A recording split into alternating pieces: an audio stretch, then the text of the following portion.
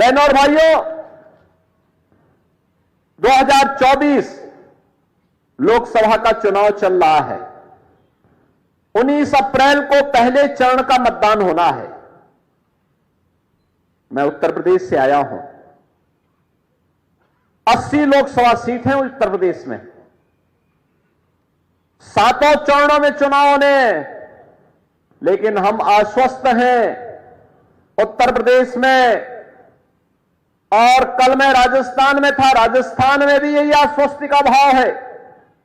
उत्तर हो, दक्षिण हो, पूरब हो, पश्चिम हो, पूरे देश के अंदर एक ही भाव है।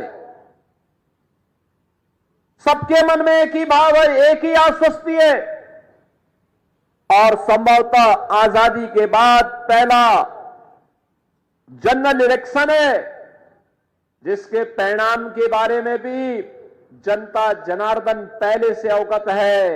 और वह परिणाम के बारे में अवगत है कि आएंगे तो मोदी ही, आएंगे तो मोदी जी ही। जनता इस बात के लिए आश्वस्त है। मैंने इसलिए भी कहा कि मैं उत्तर प्रदेश से आया हूं। एक छोटी सी घटना मैं आपको बताता हूं। उत्तर प्रदेश में होली का पर्व बड़े धूमधाम से मनाया जाता है, बहुत धूमधाम से मनाया जाता है। और हम लोगों ने वृंदावन, मथुरा को होली के लिए रंगोत्सव के रूप में चिन्हित किया। हमारा रंगोत्सव का आयोजन वहां होता है, लेकिन आयोजन तो हर जगह होता है।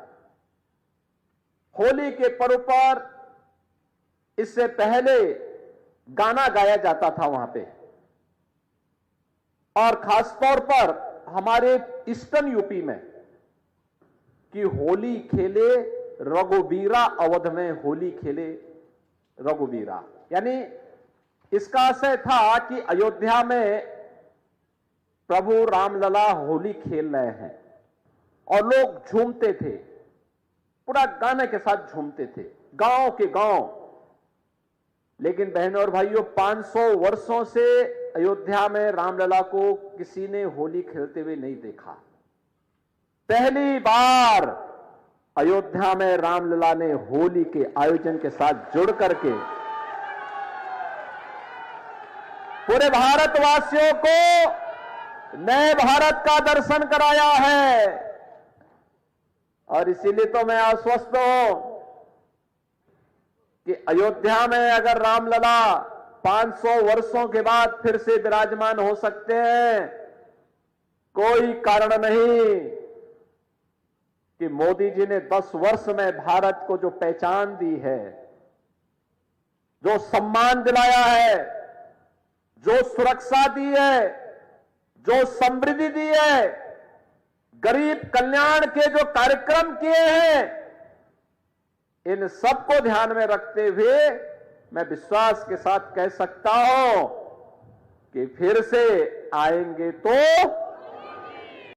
मैं तो 4 दिन पहले ब्रिटेन के एक प्रतिष्ठित समाचार पत्र द गार्डियन को पढ़ रहा था। उसमें उसने एक समाचार प्रकाशित किया था जिसमें उसने कहा कि पाकिस्तान के अंदर 2 वर्ष पहले 20 आतंकवादी चुन चुन करके, दुर्दांत आतंकवादी चुन चुन करके मारे गए। और इसका शक पाकिस्तान ये मानता है कि सब भारत ने कराया है। यानी इसका मतलब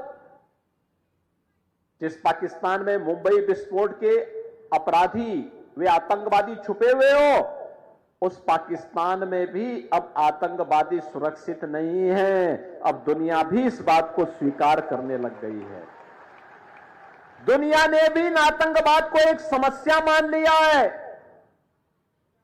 जो लड़ाई भारत की है, उस लड़ाई में दुनिया आपके साथ खड़ी है। ये चीजें आज दिखती है कि किस ओर भारत ने जैसे जो किया, दुश्मन भी अब भारत की सीमाओं का अतिक्रमण भी नहीं कर सकता। और देश के अंदर आतंकवादी गिरोह कोई आतंकी वारदात करने का दुस्साहस भी नहीं कर सकता। आप देख रहे होंगे ना कि कहीं कोई घटना अगर स्थानीय स्तर पर कोई पटाखा विस्फोट हो जाए तो पाकिस्तान पहले सफाई देता कि नहीं नहीं हमारा हाथ नहीं है, बोलता है ना।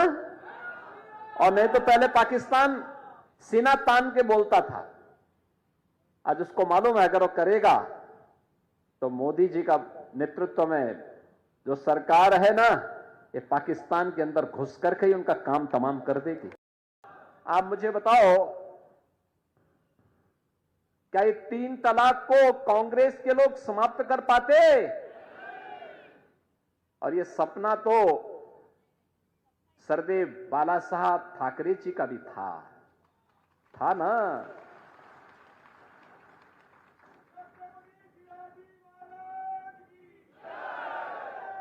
आखिर छत्रपति शिवाजी महाराज का हिंदवी स्वराज तो यही था ना जो आज देखने को मिल रहा है।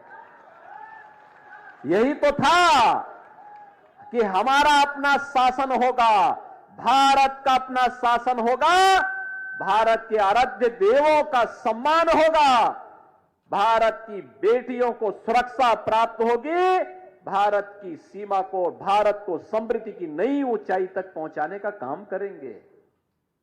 यही तो कहा था और उसी भाव के साथ आज मोदी जी काम कर रहे हैं।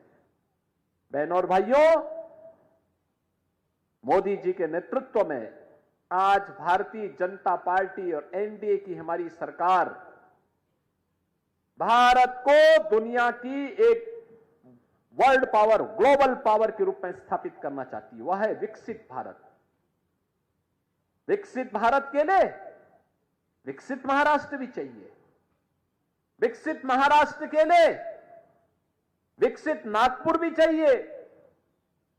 हर जनपद को, हर गांव को विकसित बनाना है, आत्मनिर्भर बनाना है।